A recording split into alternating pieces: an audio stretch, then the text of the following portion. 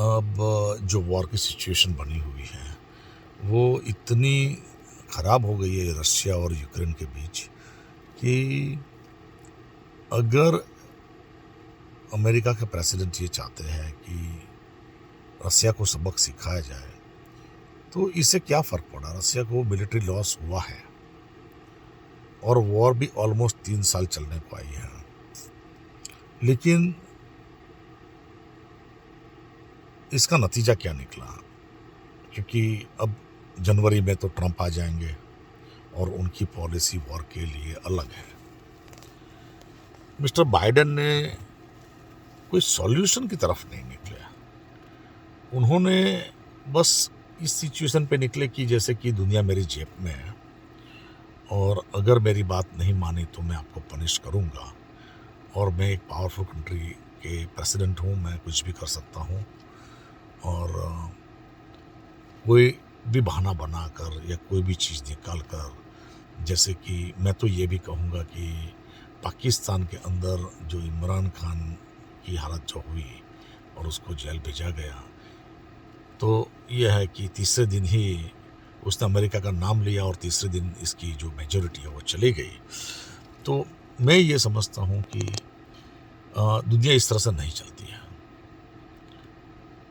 हमेशा एक smart person की हैसियत से हमेशा सॉल्यूशन ढूंढो और फैक्ट पर बैठना पड़ता है। ये मत समझो सामने वाला अनरीजनेबल है तो उसको एकदम सबक सिखा दो। सामने वाला अगर बहुत ताकतवर है और अनरीजनेबल भी है तो उसको सबक इतना आसानी से नहीं सिखाया जाता है।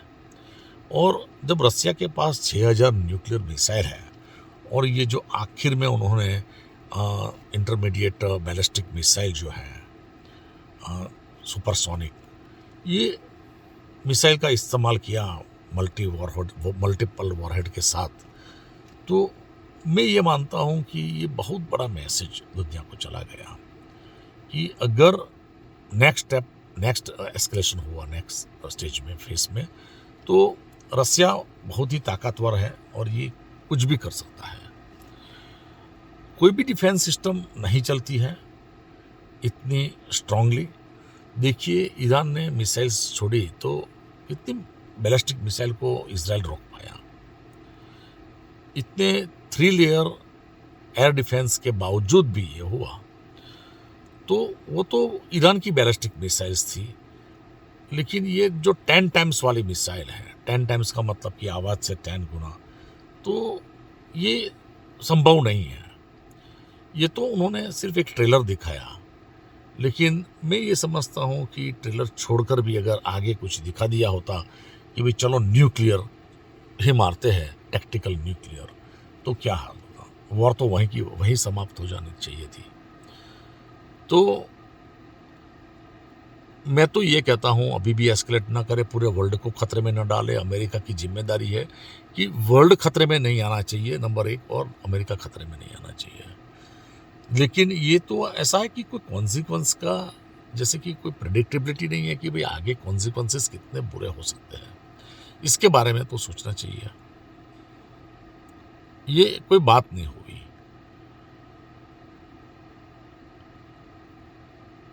तो नंबर 1 ये है। नंबर 2, इज़राइल के लिए मैं हमेशा कहता हूँ कि let Israel live and let Israel live peacefully. इसको पूरा हक बनता है और उसको परेशान ना करें। और इज़राइल के लिए मैं फिर से एक मैसेज दोहराता हूँ कि 2 नेशन थियरी में इज़राइल चला जाए और जो गाज़ा स्ट्रिप और वेस्ट बैंक दे दे। एक भी जो वहाँ पर नहीं होना चाहिए और इज़राइल में एक भी पैलेस्टाइन नहीं होना चाहिए। लेकिन गाज़ा स्ट्रिप और वेस्ट बैंक के अंदर अमेरिका, रशिया और चाइना की जॉइंट मिलिट्री होनी चाहिए, और इसीलिए कि वो लोग अपनी मिलिट्री नहीं रख सकते हैं क्योंकि उसमें इज़राइल की कोई सेफ्टी नहीं है। मैं ये बात को मानता हूँ। और जो मेनलैंड इज़राइल है उसमें अमेरिका की स्ट्रॉन्ग मिलिट्री प्रेजेंस होनी चाहिए ताकि इज़राइल सुरक्षित रहे, क्योंकि इज़राइल बहुत ही वल्नरेबल कंट्री अभी हो गया है। पहले जैसी सिचुएशन नहीं है। 1967 वाली बात नहीं है, अब मिसाइल्स का टाइम आ गया, मिसाइल का ज़माना है, काफ़ी कंट्रीज़ के पास न्यूक्लियर हो गया है, तो 4-5 न्यूक्लियर बॉम्ब ही काफ़ी है। और इसी चीज़ को निपटने के लिए इजराइल को भी ये टू नेशन थियरी में जाना पड़ेगा और अमेरिका, रशिया और चाइना को कॉमन प्लेटफॉर्म पर आना पड़ेगा और दोनों को सुरक्षित करें ताकि ये प्रॉब्लम ना रहे कि एक रॉकेट भी ना तो हिजबुल्ला की तरफ से आना चाहिए ना गाज़ा की तरफ से आना चाहिए, क्योंकि ये इनकी ज़िंदगी भी हराम हो गई है इजराइल की भी कि हर रोज़ सायरन बजते हैं, लोग नॉर्मल लाइफ नहीं जी सकते हैं। तो एक सिचुएशन तो ये बन गई है। दूसरी बात यह है कि मैं ये मानता हूँ और मैं अमेरिका और रशिया दोनों को कहता हूँ कि भाई खास करके अमेरिका को कि रशिया को दुश्मन बना के ना चले। दुनिया में अगर शांति चाहिए तो रशिया के साथ साथ काम करना पड़ेगा, तो बात बन जाएगी, इसमें कोई बड़ी बात नहीं है। लेकिन अगर आप ये समझते हो कि मैं रशिया को ऐसे ही हरा दूंगा, रशिया को मैं वीक कर दूंगा, तो ये बात संभव नहीं है। मिलिट्री में क्योंकि एक टेक्नोलॉजिकल कंट्री है, आर्म्स बेचते हैं। देखिए ये जो नई मिसाइल बनाई आर्सेनिक या कौन से वाली, ये मिसाइल और ऐसा कोई नाम है, ये मिसाइल सबने देखी कि क्या हुआ, टीवी पर सबने देखा हो। तो ये बड़ा मैसेज है। फिर से मैं कहता हूँ कि कॉमन प्लेटफॉर्म पर आ जाओ और जितना 3 साल में हमने देख लिया बहुत हो गया। क्योंकि अब ऐसा है कि ये रशिया यूक्रेन की वॉर नहीं है, पूरा वर्ल्ड जो है वो एक फियर महसूस करता है और ये वॉर का टाइम नहीं है। जैसे मोदी ने कहा कि वॉर का टाइम नहीं है, लेकिन अगर आप नाटो को आगे बढ़ाना चाहते हो तो रशिया तो यही करेगा और आगे जाके भी यही करेगा। तो नाटो का जो है वो कॉन्सेप्ट इस तरह से एक्सपेंड नहीं किया जा सकता है जहाँ रशिया का कंसर्न है।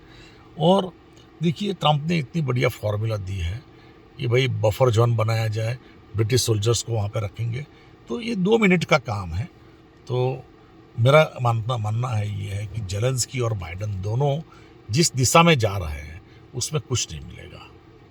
हाँ, because you want to hurt Russia, लेकिन रशिया अगर स्ट्राइक बैक करता है तो ये सब खतरे में आ जाएंगे।